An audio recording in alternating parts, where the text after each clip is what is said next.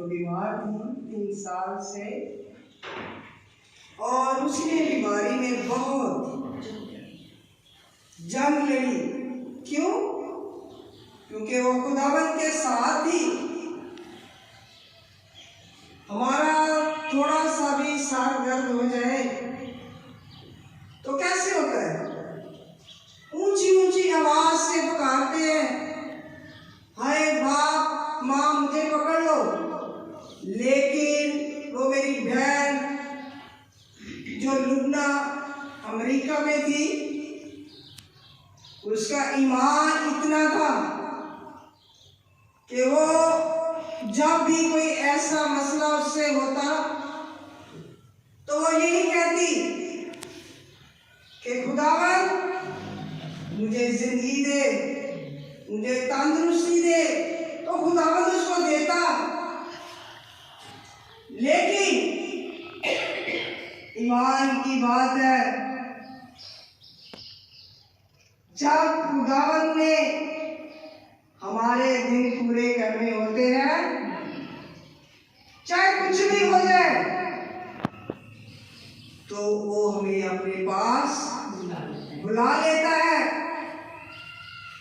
हम नहीं जानते कि कब हम पर भी वक्त आ सकता है, लेकिन उसने अपने लिए जिंदगी मांगी खुदावन से, और जब 3 साल खुदावन ने उसको दिए और लंबी उम्र दी, फिर खुदावंद ने उसको अपने पास बुला लिया। हमारा ईमान ये है कि वो आसमान पर गई है और खुदावंद की गोद में है, इब्राहिम की गोद में है। इसलिए मैं आपको बता रही हूँ, दुनिया में ऐश बहुत हम कर लेते हैं, वक्त का कोई पता नहीं कि कब आ जाए। अपना ईमान मजबूत रखें कि खुदावंद जिस तरह मेरी बहन खुदावंद में सोई है, और हम भी इसी तरह ईमान में जाएं खुदावंद के पास। और मेरी दुआ है हम सब मिलकर उसको गवार गिराने के लिए, अपने लिए, सबके लिए दुआ करेंगे कि खुदावंद उन्हें तसल्ली दे, क्योंकि वो तसल्ली का क्या है? सात चश्मा है। हम सब खड़े होकर उस खानदान के लिए, अपने लिए, सब जो उसके बहन भाई हैं, रिश्तेदार हैं, उनके लिए, सबके लिए दुआ करेंगे कि खुदावंद उन्हें तसल्ली देना। खुदा बाप, खुदा बेटा, रूह कुद्दस के नाम से दुआ करते हैं। हम सब मिलकर अपनी आवाजों को खोलें और उस खानदान के लिए दुआ करें कि खुदावंद उन्हें तसल्ली देना। बहन भाइयों को, रिश्तेदारों को खुदावंद तसल्ली देना, कि आप तसल्ली का सर चश्मा है। खुदावंद आपने अपनी बेटी को अपने पास बुला लिया, तो खुदावंद हमें तसल्ली देना, इत्मीनान देना, ताकि हम भी इसी तरह खुदावंद में सोए और जलाल पाए। खुदावंद रहम करना, फजल करना। और हम सब मिलकर यही दुआ करते हैं कि माँ बाप को, बहन भाइयों को, रिश्तेदारों को तसल्ली दे। यीशु नाम से मांगती हूँ। हम पढ़ते ही रहते हैं, रोजा तो रखते हैं, रखना चाहिए भी, लेकिन हमारे खुदावंद यीशु मसीह ने कोई मुकर्रर नहीं की बात कि हम रखें। उसने कहा जब भी तुम रोजा रखें, तो हम कभी भी रख सकते हैं। हाँ जी, हम आज का कलाम पढ़ेंगे लूका 16 बाब 19 आयत लेकर और 28वीं आयत तक हम पढ़ेंगे। शुरू करें। एक दौलतमंद था जो अर्धवानी और महीन कपड़े, एक दौलतमंद था जो हर रोज कपड़े बदलता और ऐश करता। आगे जल्दी जल्दी पढ़े। महीन कपड़े पहनता, महीन कपड़े पहनता, वो बड़े कीमती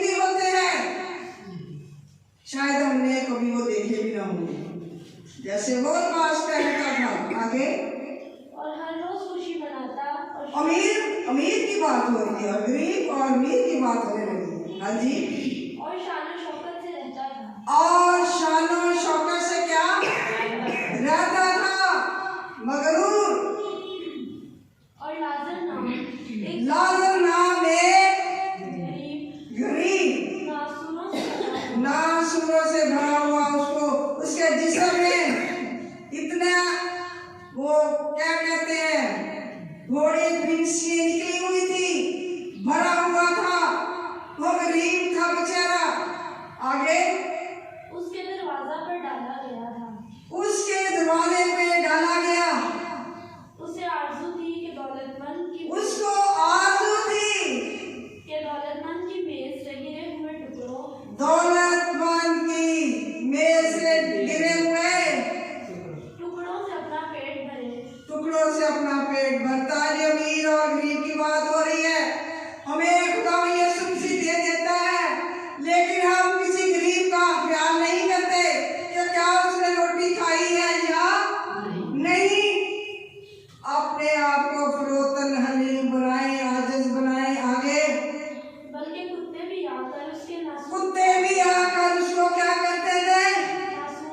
नासूर चाटते थे, उसके जिस्म को चाटना शुरू कर देते थे। और ऐसा हुआ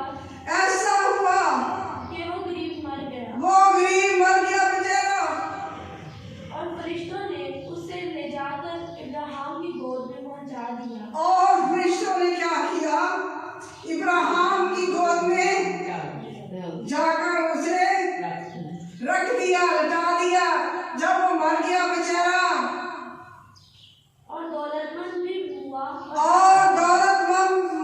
वहाँ कहाँ था? मौजूद था। मर गया वो भी और दफन हुआ। उसने आलम उर्वा के दरमियान और जो हमारे में खला होता है, जो खुदावंद में सोते हैं, जो बदकारी में सोते हैं, उनका हाल जरा देखना। अजाब में मुब्तला होकर अपनी आंखें उठाई। उसने क्या किया? जो अमीर आदमी था वो अजाब में पड़ गया। उसने बहुत सारी मुसीबतें दोज़ख में डाला गया और वो देखता है। और इब्राहिम को दूर से देखा और इसकी गोद में लाजर को जो गरीब था। और उसने पुकार कर कहा, उसने अमीर आदमी ने उसको पुकारा, आए बाप इब्राहिम, मुझ पर रहम कर। लाजर को भेज कि अपनी उंगली डोब कर क्या करे? पानी के अंदर भिगोकर मेरी जुबान पर तर करे, क्योंकि मैं इस आग में तड़प रहा हूँ। ये खुदावंद का हुक्म है। जब हम गुनाह करते हैं तो हम नहीं डरते कि हमारे साथ क्या होगा। लाजर जो था वो गरीब था, उसको कोई भी पसंद नहीं करता था, बीमार था। खुदावंद यीशु मसीह ने कहा कि गरीब की मदद करो, जो भूखा है उसको खाना खिलाओ, जिसके पास कपड़ा नहीं उसको कपड़ा दो, जिसके पास रोटी नहीं उसको रोटी दो, और जो बीमार है उसका क्या करो? ख्याल करो। तो जो अमीर था वो तो अपनी शान और शौकत में रहता था और किसी को वो बिल्कुल प्यार ही नहीं करता था। आगे इब्राहिम ने कहा, बेटा याद करके तूने अपनी जिंदगी में क्या किया? ये अमीर आदमी को बता रहा था कि क्या क्या तू अपनी जिंदगी में करता रहा है। अपनी अच्छी चीजें क्या ले चुका। और इसी तरह लाजर भी बुरी चीजें लेकिन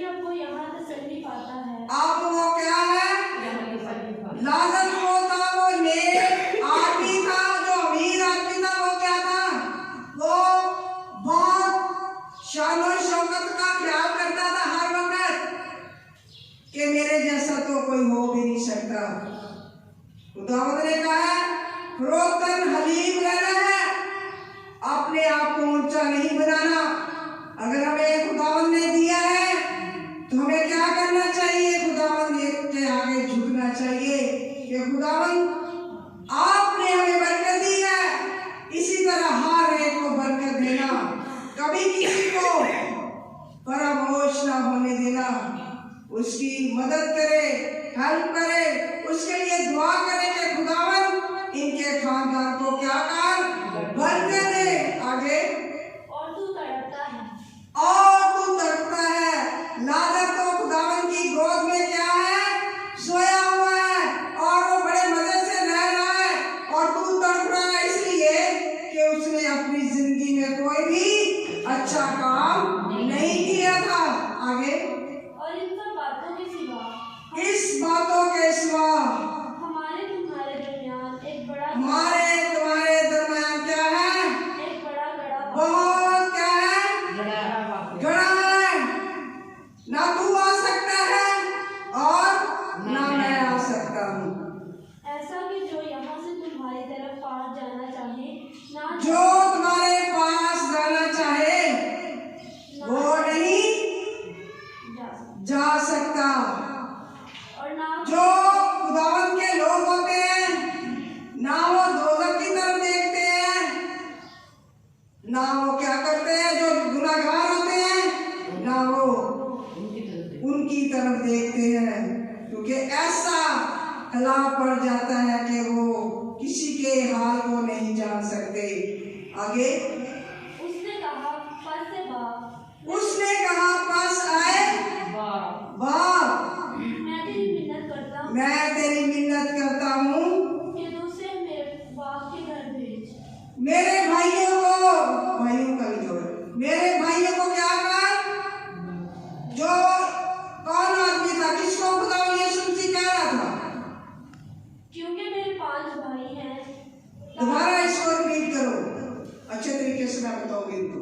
उसने कहा बस है बाप, मैं तेरी मिन्नत करता हूँ, बस आए बाप, मैं तेरी मिन्नत करता हूँ कि तू उसे मेरे बाप के घर भेज, तू उसको मेरे बाप के घर भेज, क्योंकि मेरे 5 भाई हैं। मेरे क्या है, 5 भाई है। कौन कह रहा है, अमीर आदमी कह रहा है कि जब पीछे भी कितने घर के क्या भी इसी तरह का दोज़ख की तड़पते रहे, उनके पास भेजो। फिर उसने क्या किया, आगे पढ़े, ताकि वो उनके सामने इन बातों की गवाही दे। ताकि वो इनके सामने सब कुछ दे के आया है, उनके सामने क्या करे, गवाही दे। ऐसा ना हो कि वो भी अजाब की जगह क्या हो, डाले जाए, जहाँ रोना और दर्दों का क्या हो, पीसना हो। इब्राहिम ने उससे कहा, उनके पास मूसा और अंबिया तो है, उनकी सुने। उसने जवाब में कहा, नहीं इब्राहिम, अगर कोई मुर्दों में से उसके पास जाएगा वो तौबा क्या करेंगे। उसने उससे कहा कि जब वो मूसा और नबियों ही की नहीं सुनते, जब वो नबियों और मूसा ही की नहीं सुनते, तो अगर मुर्दों में से कोई जी उठे तो उसकी भी ना माने, तो उसका भी वो नहीं मानेगा। ये खुदा ने आज कलाम दिया है कि जब हम जीते रहते हैं, हमारी जिंदगी हमें खुदा देता है, तो हम ये ध्यान ही नहीं करते कि क्या आगे होगा। जब सो जाएंगे, मर जाएंगे, तो क्या कोई बादल साहब का कलाम सुनेगा, कुछ भी नहीं होगा। जब हम जिंदा होंगे तो तौबा करेंगे, गुनाहों की निजात पाएंगे। हमारी जिंदगी उस अमीर आदमी की तरह नहीं होनी चाहिए, बल्कि क्या, लाजर की तरह। उसके ऊपर बीमारी आई, दुख आए, परेशानी आई, तो फिर भी खुदावंद ने उसको अपनी गोद में सुला लिया। लेकिन अमीर आदमी तड़प रहा था। ऐश की जिंदगी बसर करने वाले लोग इसी तरह दोज़ख में जाते हैं और क्या करते हैं, उसका रिजल्ट आपके सामने है। मेरी बेटियों, मेरे बेटों, खुदावन से डरें कि आखिरी ज़माना है। हमें नहीं पता कि कब हमारा खुदावन यीशु मसीह आ जाएगा। अपनी बच्चियों को, अपने बेटों को बाइबल सुनाए खोलकर कि ये हमारे खुदावन यीशु मसीह ने बताया है। गुनाह तो सबको ही अच्छा लगता है। गुनाह जो होता है वो मीठा होता है, कोई भी कर लेता है, गलतियां कर लेता है, लेकिन उसका रिजल्ट क्या होता है तो बड़ा खौफनाक है। आज के ज़माने में अपने बेटों को, बेटियों को हम सब मिलकर समझाएं कि खुदावन इनको गंदे बातों से, गंदी सोसाइटियों से, नशाबाजी से क्या करें, खुदावन इनको महफूज रखे। जब माँ बाप उनको ये तालीम देना शुरू करते हैं, देते भी हैं, मैं मानती हूँ, लेकिन ये ना कहें आप ऐसा गिड़गिड़ा कर दुआ करें, एक वक्त आएगा आप देखेंगे कि खुदा ने आपकी जिंदगी में कितना काम किया है और जलाल ज़ाहिर होगा। खुदावंद आपको बरकत दे इस्लाम के वसीला से। आमीन।